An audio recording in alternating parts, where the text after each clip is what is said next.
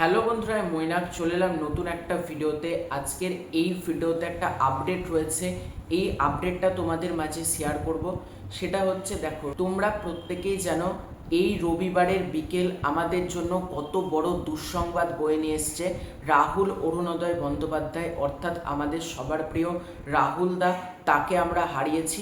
তালসারি বিচে শুটিং করার সময় নায়িকা বেঁচে ফিরলেও রাহুল দা কিন্তু বাঁচতে পারে না। রাহুল দা সমুদ্রে তলিয়ে গিয়ে তার মৃত্যু ঘটে এবং এটা এখনো পর্যন্ত অনেকে বিশ্বাস করতে পারছে না। পুরো শুটিং ইউনিটের যারা রয়েছে বা টেলিপাড়ার যারা রয়েছে প্রত্যেকে, বা সাধারণ মানুষ বলো, কেউই কিন্তু এটা মানতে পারছে না যে রাহুল দা আর আমাদের মধ্যে নেই। আমরা কখনোই আর রাহুল দাকে অভিনয় করতে দেখতে পাবো না, বা রাহুল দার যে চ্যানেলটা রয়েছে সহজ কথা, সেটাতে আমরা রাহুল দার পডকাস্টার কখনোই দেখতে পাবো না। এটা এখনো পর্যন্ত অনেকে মেনে নিতে পারছে না। তো যেটার কারণে রাহুল দার এত বড় ক্ষতি হলো, বা বলা যেতে পারে রাহুল দা আমাদেরকে ছেড়ে চলেই গেল, সেটা হচ্ছে ভোলে বাবা পার করেগা। স্টার জলসার অন্যতম ধারাবাহিক, লীনা গাঙ্গুলির প্রোডাকশন হাউস থেকে তৈরি হচ্ছিল ধারাবাহিকটা, এবং এই ধারাবাহিক কিন্তু এবার বন্ধ হতে চলেছে।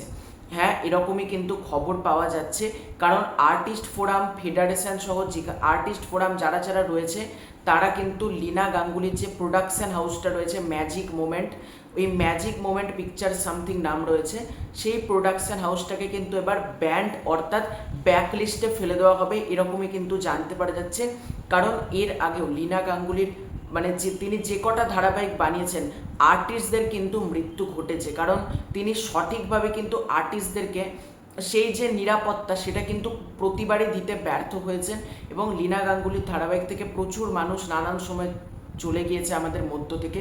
তো সেই কারণে কিন্তু আর্টিস্ট ফোরাম ঠিক করেছে, এবং তার প্রোডাকশন হাউস অর্থাৎ লীনা গাঙ্গুলি, তার production house magic moment pictures, এদের ওপর কিন্তু এফআইআরও করা হয়েছে, অর্থাৎ পরিচালক প্রযোজক সহ পুরো ইউনিটের নামে কিন্তু এফআইআর পর্যন্ত করা হয়েছে। এবং আমার মতে একেবারে এটা সঠিক ডিসিশন। দেখো, রাহুল দা আমাদের মধ্যে নেই, কিন্তু এই যে গাফিলতির ফলে আর যেন কেউ যাতে আমাদের ছেড়ে এভাবে না চলে যায়, সেই জন্য এই রকম কিছু সি গ্রেডেড বা সি ক্যাটাগরির কিছু প্রোডাকশন হাউসকে কিন্তু ব্যান্ড করে দেওয়াটাই আমার মতে বেটার। এবার এখান থেকে প্রশ্ন হচ্ছে ধারাবাহিকের ভবিষ্যৎ কি। দেখো, ধারাবাহিকটা কিন্তু প্রথম দিকে একেবারেই দর্শকদের ভালো লাগছিল না, গল্প জমাতে পারছিল না, সেই জন্য নায়ক নায়িকা পরিবর্তন করে কিন্তু মানে নতুনভাবে কিন্তু শুরু করা হয়, কিন্তু সেখানেও ঘটে গেল অঘটন, কারণ রাহুল দা আমাদের মধ্যে থেকে চলে গেল। তো যেটা জানতে পারা যাচ্ছে, চ্যানেল কর্তৃপক্ষ এবং প্রোডাকশন হাউস কেউই কিন্তু চাইছে না এই ধারাবাহিকটা কন্টিনিউ করার।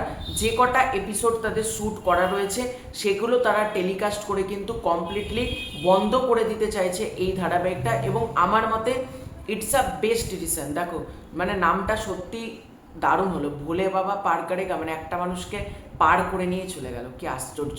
তো ভোলে বাবা পার করেগা এই ধারাবাহিকটা বন্ধ হয়ে যাওয়ায় আমার মতে বেটার। অন্তত রাহুল দার প্রতি শ্রদ্ধা জানিয়ে চ্যানেল যদি এই ধারাবাহিকটা বন্ধ করে দেয়, মানে অনেক সময় দেখি যে যতই কেউ মারা যাক বা যতই কেউ ছেড়ে চলে যাক, নতুন কাউকে দিয়ে তারা চালিয়ে দেয়, কিন্তু এক্ষেত্রে আমার মনে হয় না সেটা তারা করবে, এবং করলেও প্রচণ্ড বাজে জিনিসই কিন্তু ঘটবে। তো যেটা জানতে পারা যাচ্ছে, প্রডিউসার তো অলরেডি ব্যাকলিস্টে চলে যাবে, তার হাউস লীনা গাঙ্গুলি, তার এগেনস্টে কিন্তু আর্টিস্ট ফোরাম থেকে সব জায়গা থেকে কিন্তু তার নামে এফআইআর পর্যন্ত করা হয়েছে, অর্থাৎ ম্যাজিক মোমেন্ট পিকচার্স সেটা কিন্তু ব্যান্ড হয়ে যাওয়ার সম্ভাবনায় 99%। এবং তারপর তো বুঝতেই পারছো, চ্যানেল কর্তৃপক্ষ তাদের উপর একটা চাপ রয়েছে, তারা কিন্তু এই ধারাবাহিক কোনোভাবেই কন্টিনিউ করবে না। এটাই কিন্তু লেটেস্ট আপডেট, খুব তাড়াতাড়ি কিন্তু এটা বন্ধ হয়ে যেতে চলেছে। তো তোমাদের এই পুরো ব্যাপারটাকে কেন্দ্র করে কি মতামত কমেন্ট করে জানিও। খুব শীঘ্র দেখা হচ্ছে নতুন কোনো ভিডিওতে, ততক্ষণে চলো বাই।